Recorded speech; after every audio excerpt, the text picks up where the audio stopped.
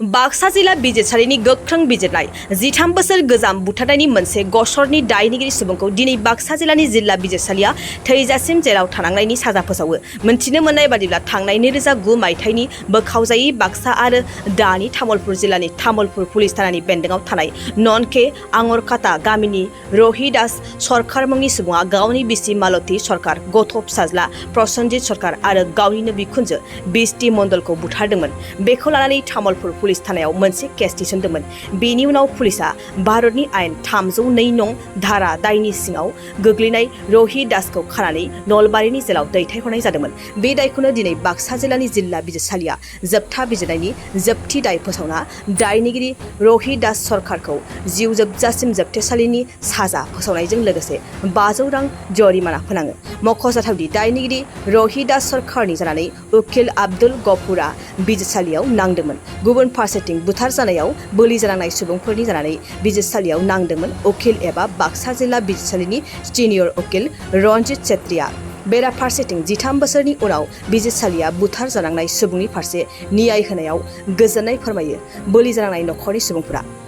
जिल्ला सत्र न्यायालयৰ session case 15/2019 নং মোকৰ্দমাৰ তামুলপুৰ থানাৰ অন্তৰ্গত ননকে আঙাৰকাটা গাঁৱৰ নিবাসী আছামী ৰহিদাস চৰকাৰে যোৱা 2009 চনত তেওঁৰ পত্নী মালতী চৰকাৰ, তেওঁৰ শিশু সন্তান প্ৰসেনজিৎ চৰকাৰ আৰু তেওঁৰ শাহুৱাই মিষ্টি মণ্ডলক হত্যা কৰাৰ অভিযোগত ভাৰতীয় দণ্ডবিধি আইনৰ 302 ধাৰাত দোষী পাই আজি আমাৰ সত্ৰ ন্যায়ালয়ৰ ন্যায়াধীশ মাননীয় নাইমুদ্দিন আহমেদে আছামী ৰহিদাস চৰকাৰক জৰিমনাসহ ক্ৰমাগত 3টা হত্যাৰ বাবে যাৱজ্জীৱন সশ্ৰম কাৰাদণ্ড বিহে। এই ক্ষেত্ৰত মই আমাৰ তদন্তকাৰী আৰক্ষী বিষয়াসকলক ধন্যবাদ জনাইছোঁ। এই কেছটো আমাৰ ইয়াতে ডিচেম্বৰ মাহৰ 2019ত আৰম্ভ হৈছিল, হৈ আজি চূড়ান্ত ৰায় প্ৰদান কৰে আমাৰ জিলা সত্ৰ ন্যায়ালয়ত। ঘটনাটো 2009ত ঘটনা, 19ত কেছটো হৈছে। আমাৰ মা ভাগিন বাইদেউ মাৰছিল। আমাৰ ভিন্দি হৈছে ৰহিদাস চৰকাৰে। আজি কেছটো হ'ল, আত্মাটো শান্তি পালোঁ।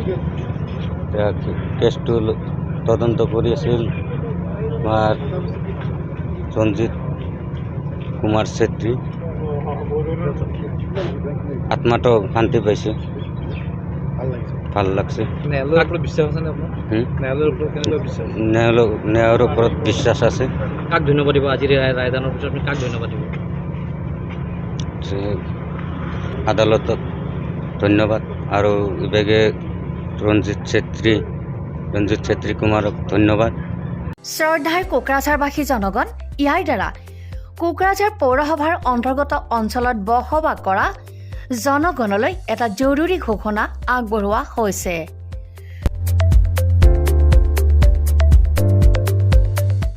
কোকৰাঝাৰ পৌৰসভাৰ অধীনত প্ৰপাৰ্টি বা হল্ডিং টেক্সৰ সেল্ফ এছেছমেণ্ট আৰু ৰি এছেছমেণ্টৰ কাম পূৰ্ণ গতিত চলি আছে।